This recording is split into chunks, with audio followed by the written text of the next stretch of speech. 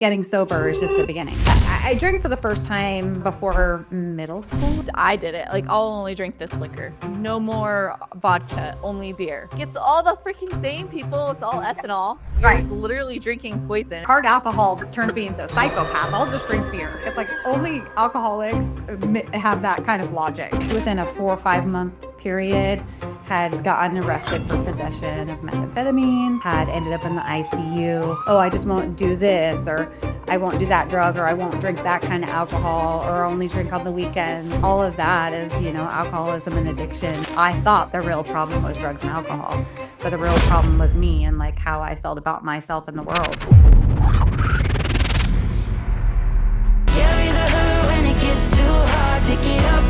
So, Danielle, how long have you been sober? So I have been sober since March 18th, 2016. Wow. Yeah, so coming up on 9 years. 9 years sober. That's exciting. And you have children at home. And did you have a baby at an older age? Yeah. So I'm a bonus mom, and he is 8. And I had, actually gave birth for the first time when I was 40. So yeah, he is going to be turning 5 here in just about 9 days, I think. So yeah, that's been quite the experience. Just started a whole completely new life in sobriety. Wow. So I didn't mean like older mom, because people do have kids in their 40s and 50s, but For sure. like, you hit a certain age and you become higher risk. Definitely is an older mom, especially for a first child. I mean, they don't let you go to term. You have to be induced. So Yeah. Oh, and I have friends that have had kids in their later 30s, and they treat them like they are like, you got to go see the specialist like every week almost. Well, like depending on your situations. But yeah, just so people don't attack me on here. Almost 10 years. I mean, going on 9. Or coming up on 9. Yeah. Coming up on 9. Mhm. Wow. That's exciting. I talked to a few people that have been sober for right in that 8, 9, 10 range, but not too many. Oh, really? Yeah. Yeah. So what was your relationship with alcohol? So I I'd say probably high school age. I drank for the first time my summer before middle school, I believe it was. So after elementary school, and had a great time. Like, finally felt like I guess that I fit in, or that I had this release, and just those endorphins or whatever the chemical creates in my body. My body loved from the second I tasted it. So I went on to um just like smoking weed and stuff like that, like all through high school. But I had a horse at the time, and I showed my horse. I didn't do awesome in school, but for the most part, I showed up. I skipped a lot of periods. Back then, you didn't get phone calls to home when you missed classes and stuff. And so by the time I got into high school, I was still showing my horse. So I was doing that, like staying above water with that. That kind of kept me motivated to like get my stuff together by the weekend so that I could go do stuff with my horse, or like, if I needed to ride during the week, I would reel it in. But other than that, like any chance I got, I was stoned or drinking. And so all my friends that I had in high school, we were the stoner crew back then. And yeah, my freshman year, I was expelled from high school for drinking at school. And my brother, my older brother, he's about 3 years older than me, he was like the problem child. He was really bad, had a lot of behavior issues, anger issues, always in trouble.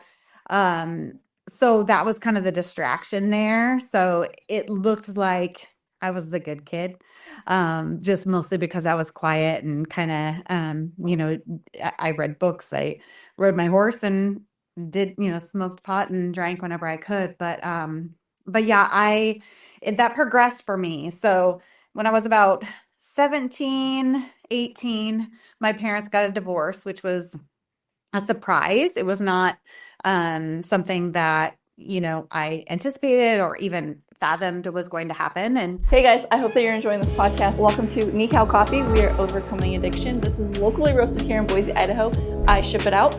It is organic and chemical free. We got a decaf, which is 0 proof decaf. We have a blackout free espresso. We got a no regrets medium, and we got a fresh start medium dark. I hope you guys will check it out in the description below. I was a little older then, so it should have been all right. But that I think that was kind of a catalyst for emotions that I didn't know what to deal with, and I'd already been anesthetizing myself with drugs and alcohol when I had feelings that I didn't know what to do with. So at this point, I have really no idea how to handle my emotions and feelings, and I don't have really any examples of that. Middle class family, loving home, um, but nothing like I still wouldn't say that it was very healthy as far as talking about how we felt and stuff like that. There wasn't a whole lot of talking. Um, there wasn't even a whole lot of fighting in general. But so I'd already learned that drugs and alcohol were my solution to whatever I was feeling, to whatever problems I thought I had at that age. And so I was running around with some people who were using meth. And so I got pretty heavy into that when I was 18. Um, and then I got sober for the first time right before my 21st birthday. Clean And from everything. mm-hmm. Yeah. And I had actually gotten a DUI and like a minor in possession and stuff like that. So I that got me kind of into the court system, and then I did a deferred, so I was going to treatment. And at the time, the guy that I was seeing, we had the only thing we really had in common at that point is that we really liked to do drugs together and we were addicts and alcoholics, you know? And so it was like I was like, "Hey, well, I'm going to like do this thing and like try to get sober and maybe get some grasp on my life back." At that point, like I mean, I was 110 pounds soaking wet. Uh, was a thicker girl in high school and like just immediate, I wasn't eating, just immediately lost tons of weight. Um, just kind of looked like death, really, just really bad. I would have sores and stuff on my face and everything all the time. And From like meth. yeah, from like picking and things like that. I had to go to the doctor several times, for like infections and things. So it was not a pretty sight, what started out as what I thought was like fun and I'm meeting all these guys and like, doing all these things, turned into like where I already knew it was a life or death situation. I knew that this was how I was going to continue the trajectory of my life and that I wouldn't have horses. I, probably wouldn't be able to be around my family. And so I knew that I was at a crossroads and kind of had a cry for help with my dad. Um, and he got me into an inpatient treatment center. Um, and then I kind of did the whole court system thing after that. I guess I thought maybe with the deferred, if I went to court and I'd gone to treatment, then that would work. But yeah, so somehow, man, that stuck because it was like I was starting to kind of get back to who I thought maybe I was, and I was able to spend time with my horse. And I remember, in that beginning stage of sobriety and going down to the barn where my horse was. I still was living with my dad, and like him and his buddy were down there cleaning out her stall, and it was like feet of manure. And just like and seeing that like really broke me because it made me realize like was I getting her hay when I was supposed to, was she like so that was definitely a wake up call for me. So my boyfriend at the time, he's like, "Oh yeah, well if you're gonna do this, then I'll do this too." And so we went to like some NAA meetings and things like that. Um, and then I guess we kind of just decided that we were gonna do it on our own or something. At that time, recovery didn't like stick with me. I thought, well, the drugs and alcohol are gone. That's all I need. So that's not the case for me. Like that's just the tip of the iceberg. Like I still have all these defects of character. I still Right. don't know how to behave or have a healthy relationship or handle my feelings or any of that. So I stayed sober, like in what we call a dry drunk for probably like 7 or 8 years. My dad had gotten sober and And towards the end of this time, so when I'd gotten married to that guy, um, my dad was diagnosed with cancer towards the end of that period in time. And so that's kind of just when I came unglued. I immediately started drinking. Um, I moved back to his house. At this point, we had some property with our horses and dogs and stuff, and moved back to my dad's house to take care of him while he was sick and because of stage 4 cancer and everything immediately. And really got into taking like his pain medicine and just trying to keep it together to where I could take care of him, but I still didn't want to feel anything. Here, my medicine was back, my savior, drugs and alcohol were back, and that's what was going to help me through this time. And so when he passed away in 2010, all bets were off. It was over, done deal. I had some inheritance money. I no, I didn't get fired from my job at the time. I took like a leave and stuff like that. But yeah, it was just whatever I could get, anything I could do to not feel. Really had a death wish. Um, and so I probably within a 4 or 5 month period had gotten arrested for possession of methamphetamine, had ended up in the ICU, from attempted suicide, like Mm. just everything. It just blew up, it happened really fast. Can I go back to the part where you said you went to treatment and like, because I feel like a lot of people don't realize that you have like just because you can set it down doesn't mean that that stops. It doesn't stop there. Like you Mhm. have to do the work. And you mentioned like you still didn't that you still had work to do. Right, exactly. The uncovering of what the real problem was, which I thought the real problem was drugs and alcohol, but the real problem was me and like how I felt about myself in the world. But yeah, and even like the first time I went to treatment, I thought, well, my problem's meth. Like I'm gonna be able to drink normally, like a normal person. So that's the other thing is like making those deals with yourself, like, oh, I just won't do this, or I won't do that drug, or I won't drink that kind of alcohol, or only drink on the weekends, and all of that. Like all of that is, alcoholism and addiction, um, and so yeah, it's just yeah, treatment, like just getting sober is just the beginning. That's just the beginning. Yeah. I I've heard this so many times and we've all I did it. Like I'll only drink this liquor. Like or no more vodka, only beer. Like, Mhm. or just wine. Like it's all the freaking same people. It's all ethanol. Like you're Right. literally drinking poison. It doesn't matter what type of alcohol you're drinking. Oh, well, it's better. It doesn't have as many carbs in it. Oh, it's clear. I'm like, what an excuse. Yeah. And like I'll only drink beer. Hard alcohol turns me into a psychopath. I'll just drink beer. Right? Like Exactly. that kind of logic. It's like only alcoholics have that kind of logic. Yeah, we only make excuse. Like, yeah, exactly. Right. So, uh, when did you realize that you needed to heal yourself, not just put down the substance? So, gosh, I don't even know if so that time in 2010, I went through all that craziness. I was married to my ex-husband. I ended up with that possession charge. So I did a drug court program, and so kind of was almost forced into sobriety again, if I didn't want a felony. Um, so I think part of that was when I started to go, oh, okay, maybe I have more problems than just, drugs and alcohol destroying my life.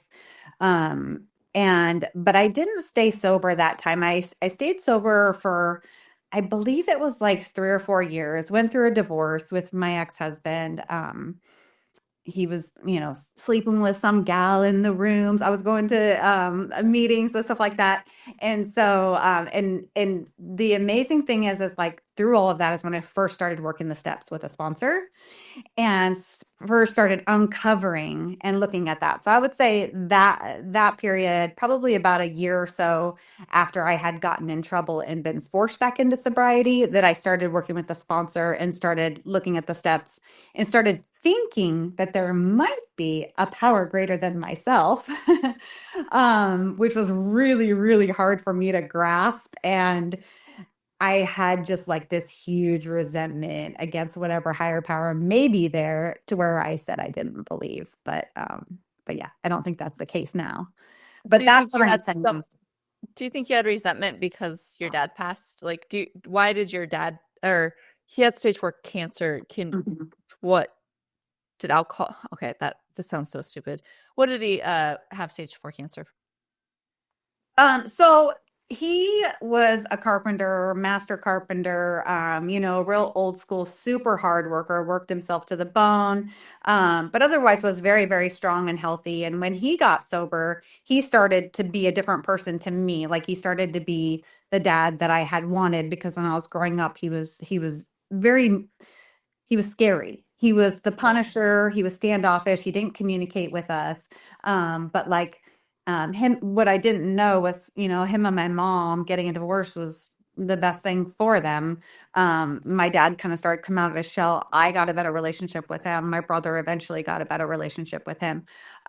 So I spent a lot of time with him when he was diagnosed, and he was really my rock. Like, I always knew no matter what happened, my dad would, be there to take care of me or what I thought.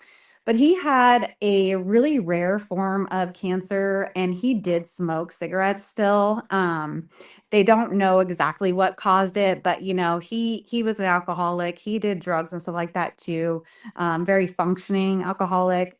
But he did a lot of that, and I'm sure it took a big toll on his body. So, that had a lot to do with it. And basically, he was diagnosed and passed away within about 3.5 months. So my Oh, sobriety date, this last sobriety date, would have been his birthday. oh So really? yeah, yeah, Oh, wow. yeah, Uh, sorry, that gave me goosebumps. I mean, I like it's yeah. I feel like as kids, like we don't realize how bad alcohol is affecting our parents until we're older and out of it, and then we're like, hmm, it really right. did a number on you. And like sometimes I wish I could shake people awake and be like, stop drinking. Like it's so hard. And then they're so self-destructive. But I'm glad not that they got a divorce, but like they were better apart. And Yeah, you guys all fixed your relationships with your dad. yeah, What about your absolutely. what about your mom? My mom, I've always been close with my mom. There was a period there where I was pretty mad at her with the divorce and stuff like that. But she's one of my very best friends. She's one of the first people that I tell things to, or we do a lot of stuff together. We go to the gym in the mornings and work Aw. out and stuff like that. So yeah, we spend a lot of time together. So I have a wonderful relationship with her. So that's amazing. And then both my brothers, I have a younger brother that my mom had with my stepdad, and he just turned 21, and then my older brother too. So I have really good relationship with both of them as well. My older brother has been sober now for I think 11 years or something like that. So Love it. You guys are like just all breaking that chain.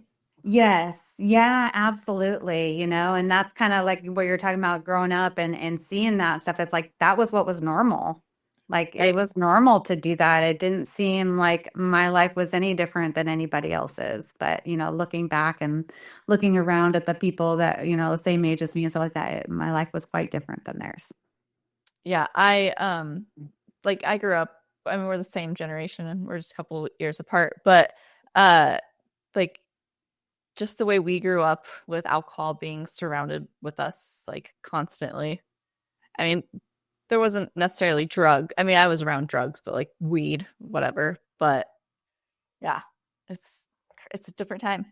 Yeah, And then absolutely. now you get to raise your kid and your bonus Mhm. kid sober. Mhm.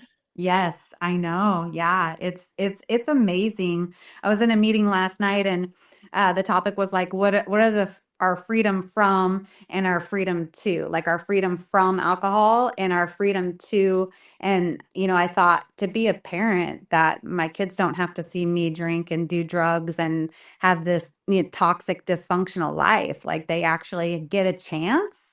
at Mhm. seeing, hopefully a healthy dynamic. And I make tons of mistakes. And my husband's in recovery. We make a lot of mistakes, but today we know how to, you know, own up to it. We know how to talk to our children and like, be clear with them and talk about feelings and emotions and things like that. But yeah, it's a miracle. I don't think too many people realize how important it is to talk about feelings and emotions with your children because, like, if we don't start now, they're going to end up like some of us.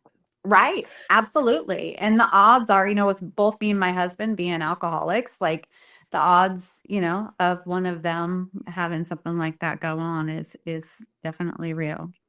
So, I want to get into a lot of things with you, but I want to know about you and your husband's like journey a little bit. But then I want to know like, so you come to me through Chelsea and Lindsay. That's Mhm. exciting. I love it.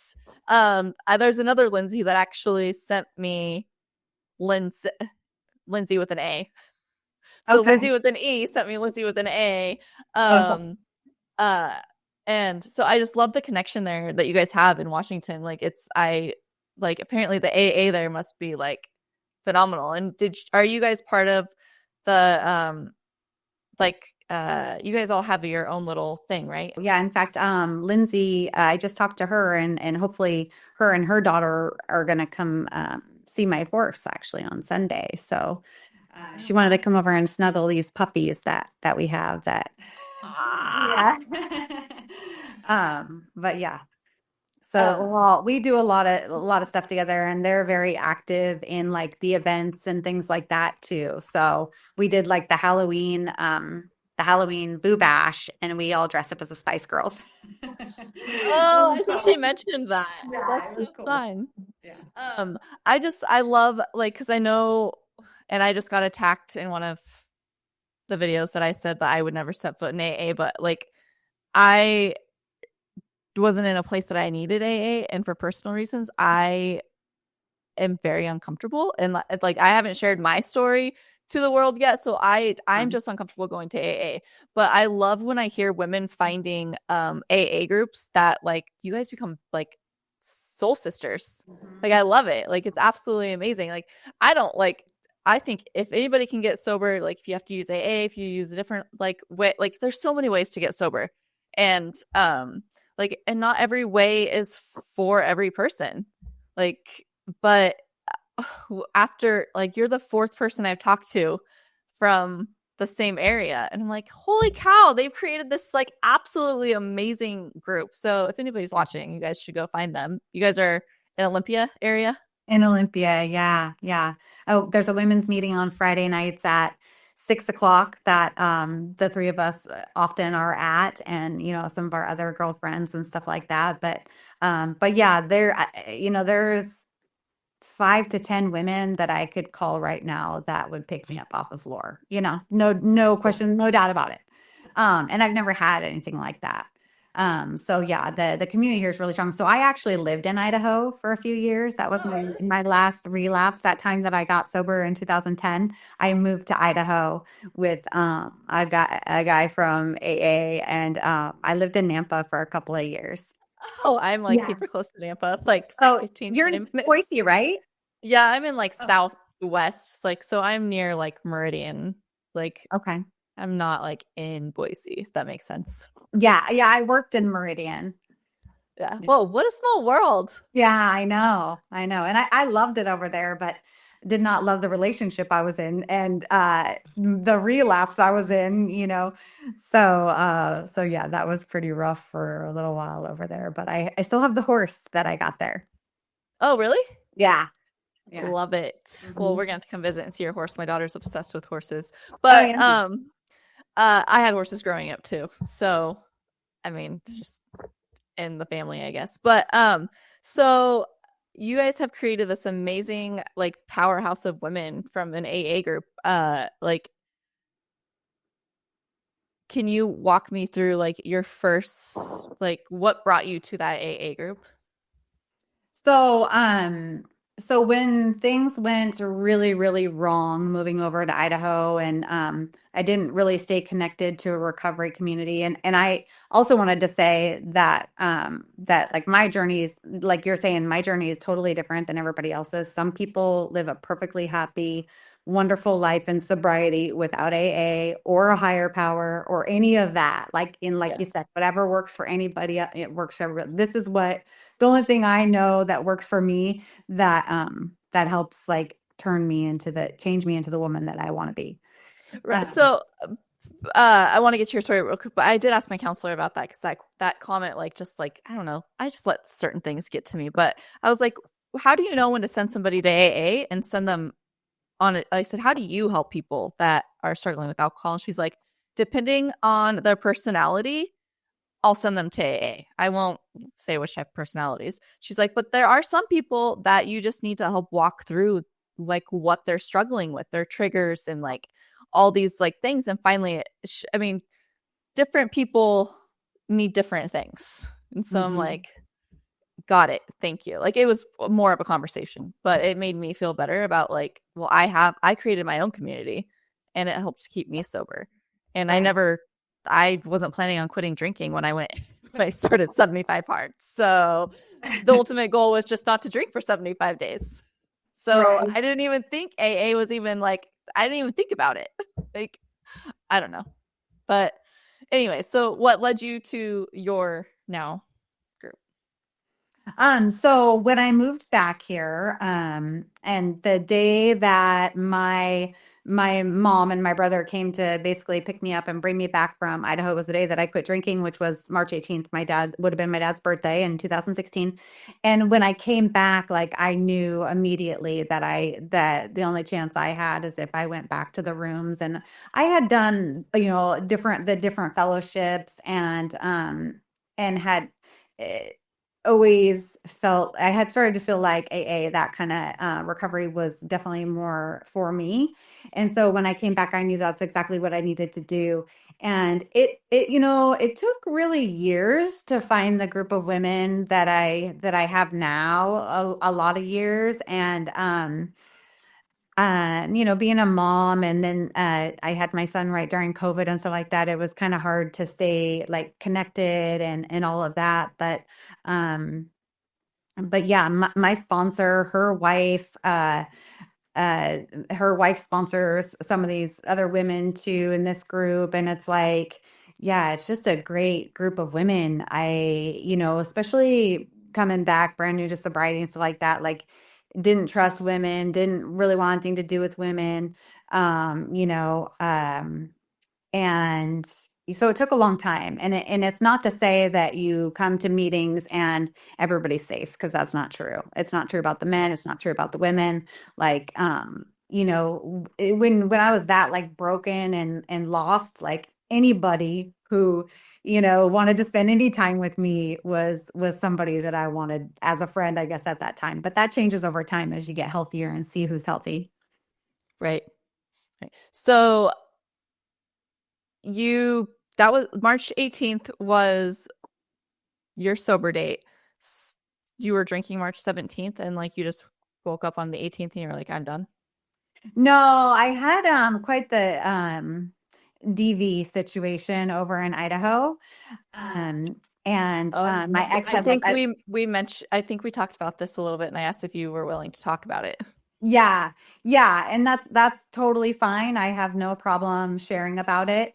But I mean, I won't go into the whole entire detail and story and all of that, but yeah, it was I had gotten divorced from my ex-husband, and pretty much the first guy that came along that seemed like, he was Prince Charming, I guess, and was gonna change the way I felt, because I still wasn't well. Um, and I sold my house after my divorce, and we just packed up our stuff and moved over to Idaho. I think we've been together for about a month. And yeah, moved across states and stuff like that. So at first, I think he was sober. I was sober for probably like the about the first year or so. And then it was just super toxic, lots of arguing and fighting. And there was a lot of throwing and breaking and pushing and shoving and like, but that kind of stuff I was a little bit used to. Like, it wasn't anything more extreme than, and bless my ex-husband's heart. Like, I worked the steps around that. I have more than forgiven him, only wish him the best. We were kids, neither one of us knew what we were doing, but that's kind of how I was used to in relationships, was saying whatever you wanted to the other person. And so I wasn't innocent in that, but yeah, it just went on like that. Ended up drinking and stuff over there. If I could have found anything more at the time, I would have, whatever was available. But instantly knew it was a bad idea. I had some girlfriends there that I rode horses with, and I was the one that 10 minutes into the ride, I'd taken so many shots before we got on our horses that I'm feeling like, am I even in the saddle? What's going on here? So immediately knew that I was not going to be able to drink normally, even though that's probably what I had told myself at the time. So that escalated, ended on a mountaintop in Reagan's, Idaho, and out steelhead fishing. He attacked me. I came back from the bar like super late at night. He attacked me, and then like lied to the police and like everybody, and because I had called the police and stuff. So when I'm coming back, I have a girlfriend over there who's just absolutely amazing. I'm calling her, telling her what's going on, and she's like, "We need to get your horse," because my horse was like with his friend or whatever. So she found a way to get my horse, have my horse at her house. The only thing I didn't have was a couple of my dogs that I had came there with. And so I drive down this mountain, completely hungover on like an hour of sleep. We had been engaged, engagement's over, all that stuff, just total chaos. Have like some unregistered gun underneath my seat, and the rig is like breaking down and it's snowing and it was just crazy. So I get to her house, my horse is there. I sneak to my house. I think it was my house that I had there, grab my dogs, grab a few of my things while he was away at work or whatever. And meanwhile, he's trying to contact me, I'm so sorry, blah, blah, blah. And so it was about a week. It took about a week to get out of there. I gave notice to my job there, explained what was going on, just in case he decided to show up there or whatever. And came back just a broken wreck, just a wreck. Mhm. But I had my horse, I had my two dogs, moved in with my mom and my stepdad and my little brother in a teeny tiny room, pretty much not much bigger than a closet, with my two dogs and a little twin size air mattress. Got a job pretty quickly, got connected and stuff like that. But he tried to contact me any way that he could, threatened that he was going to kill himself, like all these things to try and get my attention or get me back or whatever. And my mom and my brother had driven over to get me, so the day that they drove over happened to be would have been my dad's birthday, and I was like, whoa, this would be dad's birthday. So I guess today's as good as any. Like, I know I need to at least try to get sober again. But at that time, like, I felt like I didn't want to get sober, but I didn't want to drink. And I didn't really know what, like, I didn't want either one, because I knew sobriety was work and all of that. But I knew that what I was doing didn't work and wasn't going to work. Um, so yeah, that time, it wasn't a court thing. I wasn't forced to go to meetings, but knew that I needed to get back in there, and made a lot of mistakes and stuff in recovery in that first year or so. But at about a year sober, I met my husband. So he had about 9 months. um, But yeah, hey, you waited the year that they say to at least wait. I waited the year for me. But Right. but yeah, he's got an incredible story. Well, let's send them my way. I know I should. Incredible story. Yeah. Really. Mhm. So you guys met and then obviously hit it off to have a baby together. Yeah. Yeah. So I mean, you weren't for, like, I don't know how to say this without stumbling over my words. Um But I feel like this last time that you decided to quit, you weren't necessarily forced into quitting versus the other times. Right. Do you feel like Right. that may have played a part? Yeah, I do. I do. Because I knew I was ready. I knew, it was kind of like that turning point when I was first got sober when I was 21 and I was hanging out in these trailers and trailer parks with people who were cooking meth and stuff like this. I knew that was my going to be my life, or this was going to be my life, or or I could have a hope at a new life. And the life that I thought that I wanted or was aiming for when I got sober this time is not the life I have. It's a life that has been given to me that's greater than anything I could have ever dreamt of for myself. So it's like, I didn't know I was going to be a mom. I didn't know I was going to be a bonus mom. Like, I didn't know I was going to get married again. I didn't know what the whole road was going to be like. And we didn't have that much, recovery, when we met, and the first couple of years of our relationship was pretty tough. Like, there's a lot of habits and a lot of things to work through, and ways that I thought were acceptable to behave that I had to learn weren't acceptable. So, the fact that we have what I consider a very healthy relationship today is a miracle. And that we're both sober and have maintained our sobriety.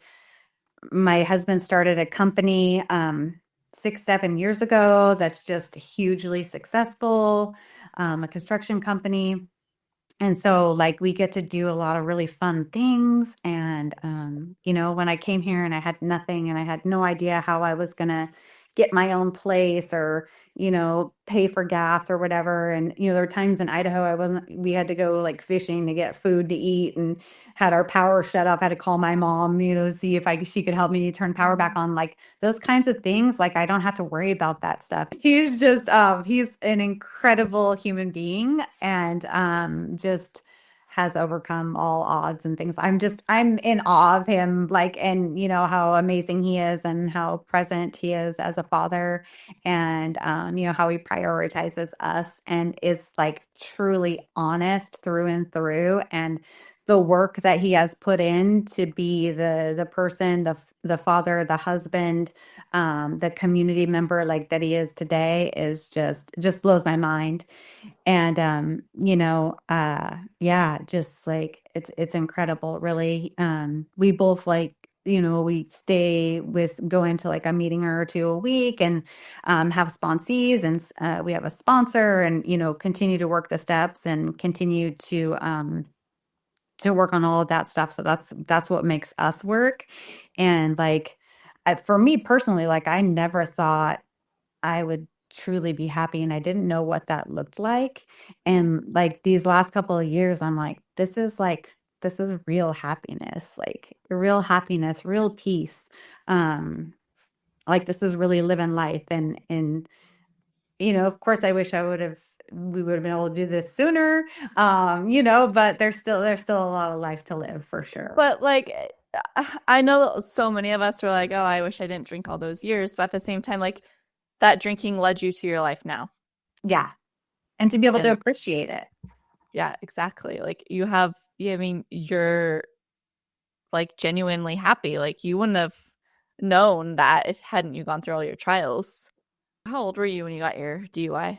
Because you said you got a minor in Um, possession also. yeah, I think I was 20, DUI, MIP. And then I got a suspended license, like, because I was still driving around and drinking and stuff like that. Like, just normal stuff back then. Right. I know. Yeah. So I know so many people that have been in trouble and still just continue doing what they're doing. Like, Yeah. it's that like switch that you like had. It's like one day you just wake up and I'm done. Yeah. You're Yeah. done.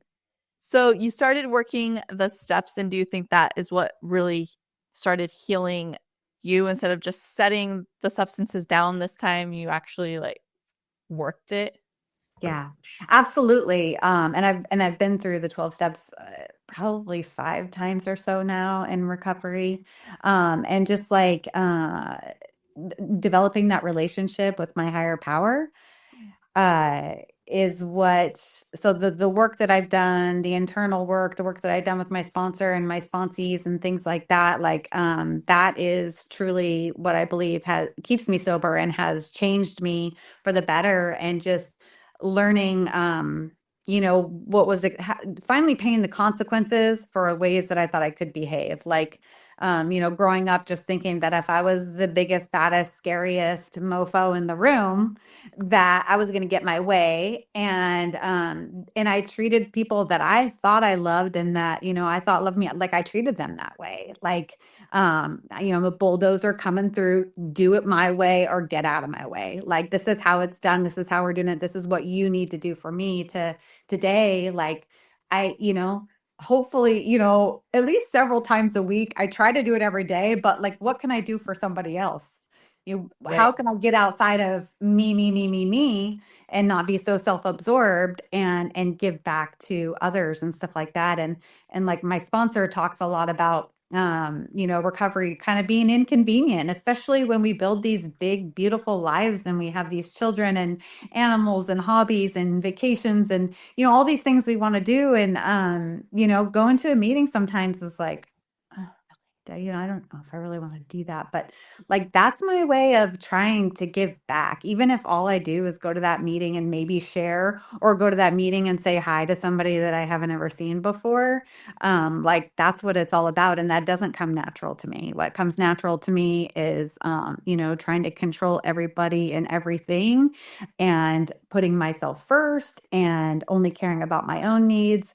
And so, what recovery has taught me, the steps have taught me is like how to be this person that I kind of thought I was. Like I had the intention that I was a kind, loving person, and how dare anybody treat me poorly? Like, and to realizing that was an intention. Now my actions have to actually match those intentions. And so like I can read all this stuff. I can work the steps with the sponsor. I can go to meetings and say the right things. But if I'm not treating the people in my life closest to me on a day-to-day basis with kindness and love, and I fall short a lot, not saying not saying I'm perfect. I'm 100 times better than I used to be, but far, far from perfect. But like if I'm not consciously trying to do better and apologize immediately when I make mistakes, and be honest with my sponsor and say, hey, this is what I said, to the kids, or this is what I said to my husband, or this is how I feel about this person. Like I have to be honest. Mhm. In all my affairs. And so, yeah, that's knowing that I need to be honest and kind and like show that to other people has is what I think for the most part has changed me. Love it. What do you think has been the hardest part? So, in the beginning, the hardest part is, like I was saying, the freedom from alcohol. Like in the very beginning, the hardest part is getting sober because I still had that obsession. And somewhere in that first year, that obsession left me. I don't remember exactly when it was, but that still was my solution for the longest time. Um, and, uh, and so I think the hardest part after that, after, just staying sober is behaving in a way that I don't need to drink or use to feel better about myself. Mhm. And you know um and really like letting other people say, hey, like when you say that or do that or whatever, like this is how I feel, or I don't like that or whatever. And really hearing them instead of being defensive.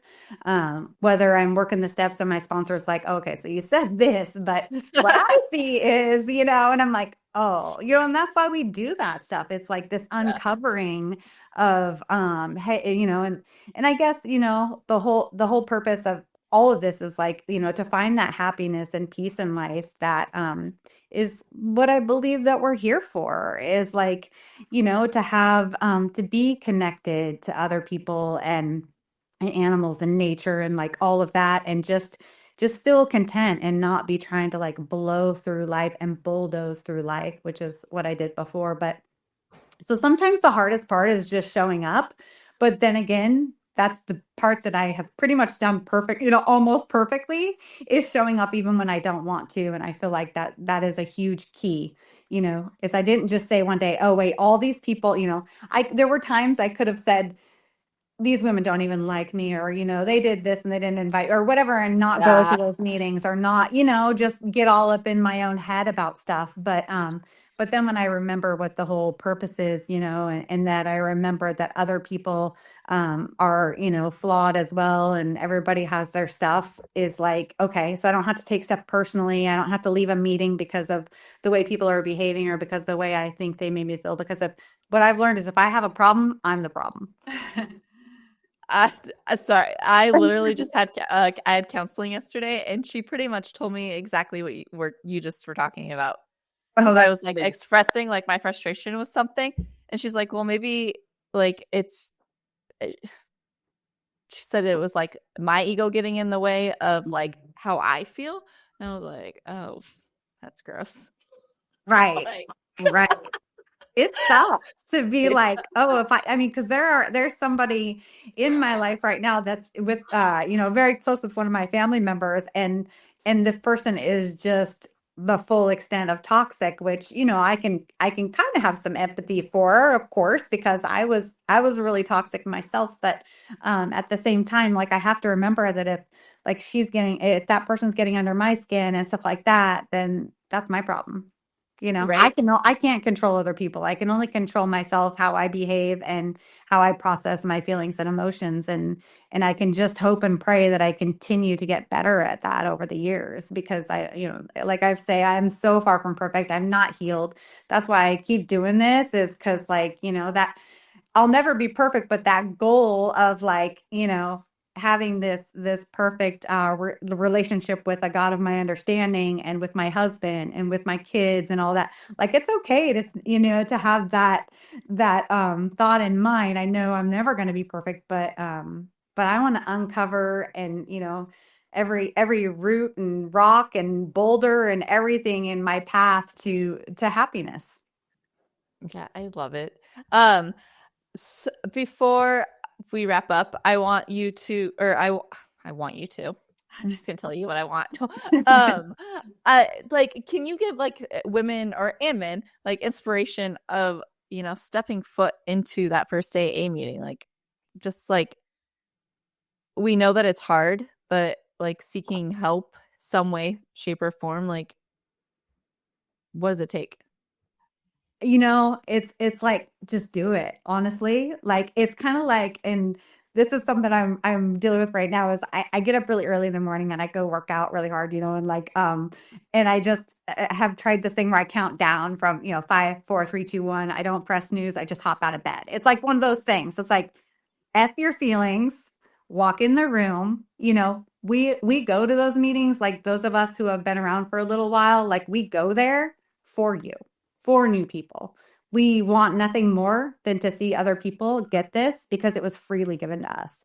And so, like, to see that light come on in other people's eyes, and it freely given to them, like, all new people have to do is show up at a meeting. And I hope to God that there's enough people in there that welcome that person, not in a way that's like overwhelming and puts them on the spot, but welcomes them, and they feel welcome. And I know I felt welcome, and I know I see other women and men that come in and feel welcome. So it's intimidating, but if you're, an alcoholic or an addict who doesn't know what to do or where the solution is, at least try it out. And it might not be your solution. It is not for me to say what works for other people. I just know what works for me. Yeah. I just feel like it's so intimidating to people. And I mean, like, I think the label of being called an alcoholic and realizing, like, hey, maybe I am an alcoholic. Maybe I actually do need help. I think that's the hardest part of anybody's ego and pride. Yeah. And it sucks to give that up. Yeah. Because it's so normal. It's so normalized. That's how you socialize. That's how, we do, like, these events and stuff like that. Like, we just went to a ball. Neither one of us ever went to prom in high school, because my husband didn't, he didn't go. I didn't really go. And, we both bailed out of high school early. So we didn't do any of that stuff. And we got to go do that. Well, everybody was it was a huge adult, like, just drink fest. But, like, we can go and do those things and dress up and get pictures and have an experience. And like in that particular place, we're like, oh yeah, I think we'll cut out of here early just because it's so packed. Um, but yeah, it's yeah. So you are like probably a buff badass. So do you pour your like your extra like energy into working out? Like, is that part of your toolbox? It has become part of my toolbox. Yeah. I actually, after I had my son, it was during COVID. I was already a little, plus size and stuff like that, but I gained a lot of weight.